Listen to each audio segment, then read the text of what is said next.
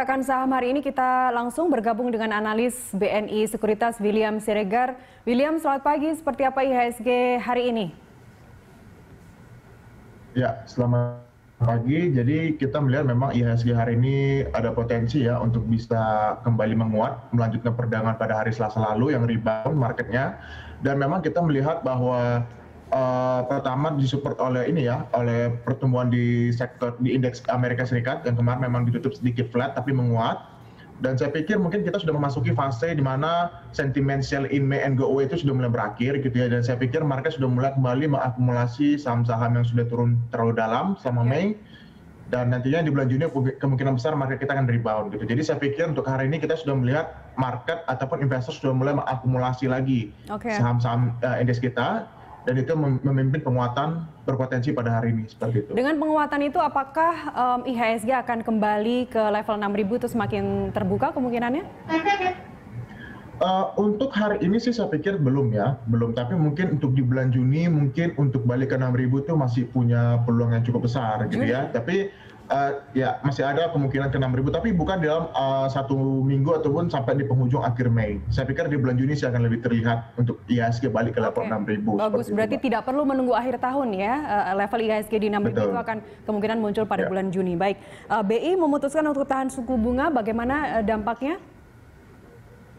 Memang secara overall sih saya lihat kebijakan tersebut sudah cukup tepat sasaran gitu ya, karena sebenarnya masalah kita itu bukan bagaimana supaya Bank Indonesia menurunkan kembali suku bunganya ya untuk menjaga volatilitas market ataupun di moneter atau di fiskal gitu. Jadi saya pikir saat ini adalah bagaimana pemerintah itu lebih ke arah kebijakan to the point-nya, yaitu adalah bagaimana relaksasi pajak untuk bisa mendorong kembali pemulihan konsumsi masyarakat. Kita bisa melihat kemarin bahwa memang pemerintah sudah banyak sekali memberikan intensif pajak, baik itu penjualan rumah, mobil, dan sebagainya. Jadi saya pikir itu yang sebenarnya lebih direct impact-nya ke market dibandingkan dengan penurunan suku bunga. Gitu. Jadi saat ini kebijakan suku bunga saya pikir sudah cukup oke, dan penurunan suku bunga yang terlalu berkelanjutan juga tidak terlalu bagus, sehingga saya pikir kebijakan BI untuk mempertahankan suku bunga sudah cukup sudah cukup pas dengan kondisi ekonomi saat ini seperti itu. Oke, kemudian ini PPKM kan diperpanjang dan juga diperluas di seluruh provinsi. Apakah itu menyumbang sentimen negatif untuk pergerakan IHSG hari ini? Saya pikir untuk kebijakan PPKM sebenarnya sudah di price in ya sama penurunan selama 1 bulan terakhir gitu, dan saya pikir juga masyarakat sudah tidak terlalu menganggap PPKM ini cukup menjadi masalah utama bagi indeks kita. Tetapi adalah bahwa memang nantinya ketika di bulan Juni adanya kebijakan PSBB yang lebih ketat, saya pikir itu akan menjadi concern buat investor. Gitu. Apalagi dengan ada ekspektasi bahwa lonjakan kasus COVID akan cukup akan cukup ada di after Lebaran nanti. Itu yang ada antisipasi. Cuma untuk saat ini PPKM diperpanjang, saya pikir tidak akan menjadi concern utama bagi investor. Baik, kita ke rekomendasi saham. William, banyak yang menyarankan untuk saat ini untuk menghindari dulu saham dari consumer goods begitu. Saran Anda seperti apa? Ya memang secara valuasi kita melihat bahwa consumer goods sudah cukup murah sekali ya, rata-rata diperdagangkan di bawah minus 1 standar deviasi, artinya memang secara keseluruhan sangat murah sekali. Cuma kita mengantisipasi bahwa kenaikan harga bahan baku terutama CPO dan juga coal itu bisa memberatkan margin dari perusahaan.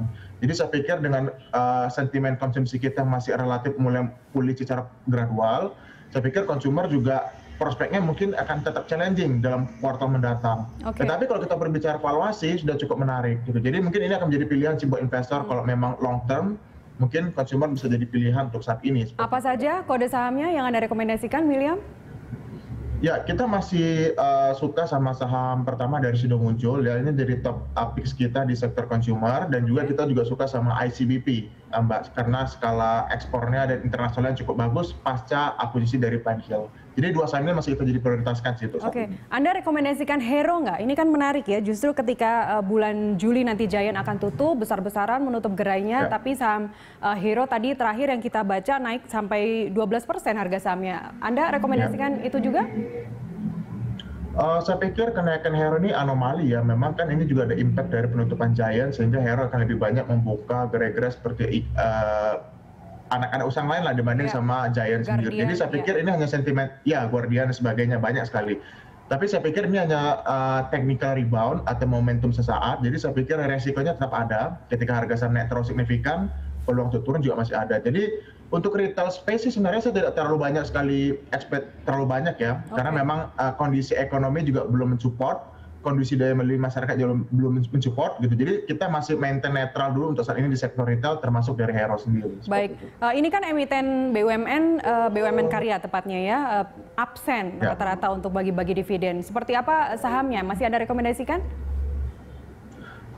Mungkin kalau misalnya sektor konstruksi, saya pikir ini lebih banyak ke arah turnaround ya. Karena kenapa? Karena kita masih menunggu level impact dari SWF yang memang masih saat ini masih terus dirancangkan oleh pemerintah gitu. Tapi memang untuk kebijakan tidak pembagian dividen cukup wajar karena perusahaan masih rugi. So saya pikir ini sudah price in sama harga saham saat ini. Cuma memang kita lebih melihat prospeknya ke arah SWF itu sendiri, Mbak. Jadi kalau memang SWF ini akan berjalan cukup berhasil, saya pikir ini bisa jadi re-rating katalis juga buat sektor konstruksi. Saya pikir konstruksi masih akan tetap menarik seiring dengan adanya proyek-proyek baru dan juga adanya pemberlakuan dari SWF ini, seperti itu. Baik, William, terima kasih atas informasi Anda bersama kami pagi ini. Demikian tadi pemirsa analis dari BNI Sekuritas, William Siregar.